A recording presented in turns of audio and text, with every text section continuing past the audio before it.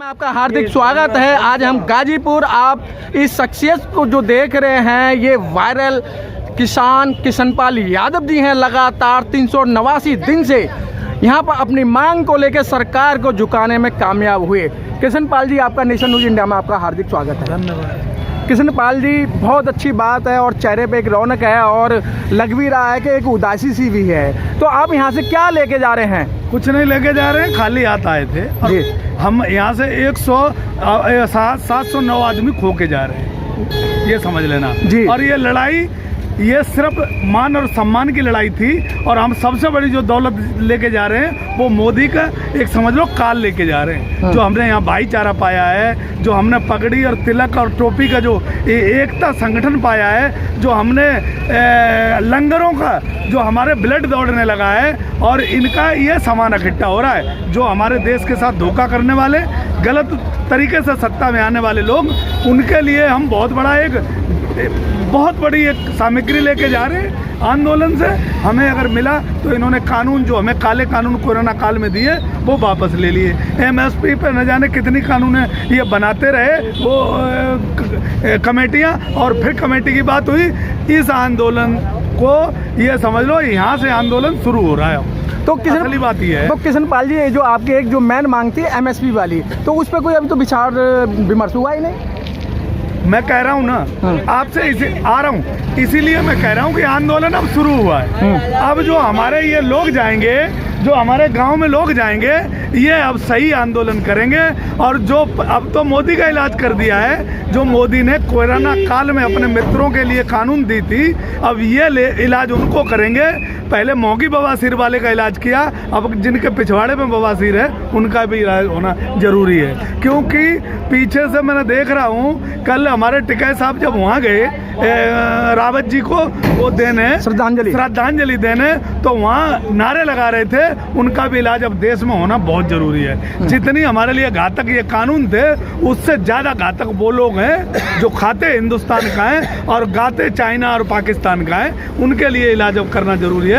क्योंकि यहाँ से हम जो भाईचारा ले रहे हैं, हमारा जाति, हमारा धर्म, हमारा संप्रदाय, कोई खत्म, सब कुछ खत्म हो गया। अब सिर्फ रहा तो किसान रहा, हमारी जाति। और ये किसान जब अड़ता है तो कुदरत से भी लड़ता है, ये समझ लेना। और यहाँ जो मिला है वो हमें भाईचारा मिला है, हमें कागज मिला है। कागज तो मिलते रहते हैं, न जाने अभी कितने कागज मिलेंगे। अभी संघर्ष जारी हुआ है और संघर्ष शुरू हुआ। तो किशनपाल जी, एमएसपी की बात करें हम, एमएसपी पे आपको क्या मिला? 2022 का चुनाव है, ये जनता जो यहाँ बैठी थी वो तय करेगी।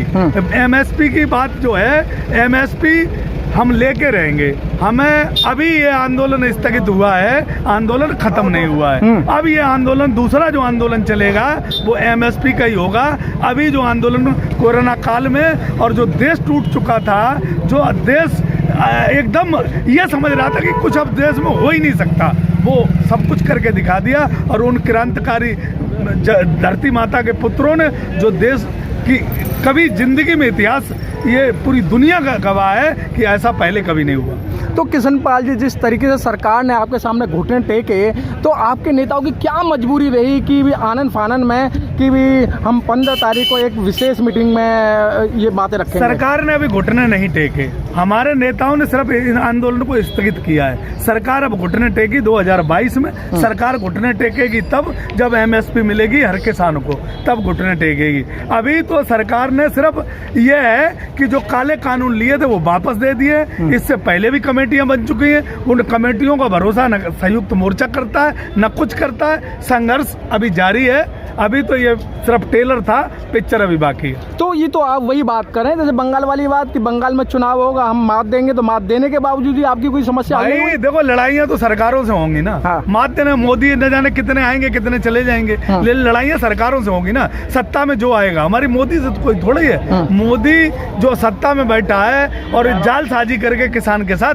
इलाज उसका करना है मुझे। और उस सीट पे जो बैठेगा, उस आदमी का अगर इस तरीके से हमसे गलत तरीके से वोट लेके आएगा, हमें सपने दिखाएगा, हमारे वोट को लूटेगा, तो उसके लिए तो इलाज होता रहना चाहिए। और मुझे लगता है किसान सक्षम हो गया उनका इलाज करने के लिए। तो आगे क्या रणनीति है? 2022 तक इंतजार करेंगे? मैंने आपसे कहा कि इलाज अब होगा, संघर्ष अभी जारी है। अब ये जो गांव में लोग जाएंगे, ये टेलीविजन हमारा साथ नहीं दे रहा, गोदी मीडिया हमारा साथ नहीं दे रही, हमारा टेलीविजन लास्ट में बैठा हुआ व्यक्ति है जो अब जाएगा, वो गांव में लड़ेगा, गांव में जीतेगा, और जब जीतेगा तब ये मोदी जी हारेंगे, क्योंकि देश गलत हाथों में है, देश को सही हाथों में देना है। धरती पुत्र कोई हो, कोई किसान पुत्र हो, वो हमारी मजबूरी और हमारी मजदूरी समझ सकता है। ये बे औलाद लोग सत्ता में बैठे हैं, इन्हें किसी औलाद की परवाह नहीं है। हमारे बड़े हमें रोकते रहे, लेकिन बे औलाद वाले को कभी भी सत्ता नहीं देनी चाहिए, ये अब समझ में आ गया है। इतना समझ में आया है इस आंदोलन। अच्छा कृष्णपाल जी, ये तो नहीं लगता है कि जैसे 26 जनवरी को जो एक कांड हुआ था और 26 जनवरी पे जो मुकदमे लगे थे, उस डर को लेके आपके अंदर थोड़ा एक भय बैठा हो? देखो, डर हमारे सारे निकल चुके हैं, हम अब क्रांतिकारी बन चुके हैं। अगर इस देश में कहीं भी कोई आपदा होगी और कभी भी कोई सरकारें अगर अन्याय और अत्याचार करेंगी, चाहे देश की या प्रदेश की, ये किसान अब पहली गोली खाने के लिए अपनी छाती पर कंपटीशन होगी कि मैं खाऊंगा कि मैं खाऊंगा। किसान में वो जोश, वो क्रांति आ गई है, जो क्रांति हमारी आज़ादी के टाइम थी। 90 साल लड़ाई लड़ी थी, लेकिन 90 साल लड़ाई में अनुभव जो लोगों ने लिया था, वो मैंने 1 साल में अनुभव ले लिया है। आप बार बार 2022 का जिक्र करें, 2022 है क्या? 2022 भी एक आंदोलन है, एक मिशन है। 2022 वही 15 लाख रुपए वाला? ये अगर 2022 में 15 लाख वाला, मैं सुनो 2022 में अगर ये जीत गए तो देश फिर एक बार झूठ जीतेगा, देश का एक बार फिर जो भाईचारा है वो खतरे में आएगा। इसलिए मैं 22 कहता हूँ। तुम कह रहे हो 22 क्यों कहते हो? कि ये अयोध्या और मथुरा की बात करते हैं 22 में, हमारी शिक्षा की बात नहीं करते, हमारे स्वास्थ्य की बात नहीं करते, हमारी MSP की बात नहीं करते, हमारे जो देश में समस्याएं हैं, किसानों की यूरिया खाद की बात नहीं करते, DAP की नहीं करते, पानी की नहीं करते, भोजन की नहीं करते, ये सिर्फ बात करते हैं मथुरा और काशी की। इसलिए हमारे सम्मान का विषय बन गया है 2022 में उत्तर प्रदेश से इनका खदेड़ा होना है, ये हर किसान ने तय कर लिया है। और यहाँ से जो गाँव लेके जा रहा है, उस गाँव को शांत नहीं होने देगा जब तक इन्हें गांव और गलियों से बाहर नहीं कर देगा। अच्छा कृष्णपाल जी, आप लोग सभी दिल्ली के आसपास के सभी बॉर्डर पे बैठे हो और सभी ने हरी पगड़ी और मतलब हरे वस्त्रों में आते हैं, तो आप लोग यहाँ ये क्या दिखाना चाहते हो हरे कपड़े पहन के? ये हरा एक हमारा जो हरा रंग है ना, वो शांति का प्रतीक है। हम गांधीवादी तरीके से हम अपना संघर्ष कर रहे थे, और किसानों का जो है ना, ये फेवरेट और राष्ट्रीय कलर बन गया है। तो कृष्णपाल जी, आप किसान ही रहेंगे?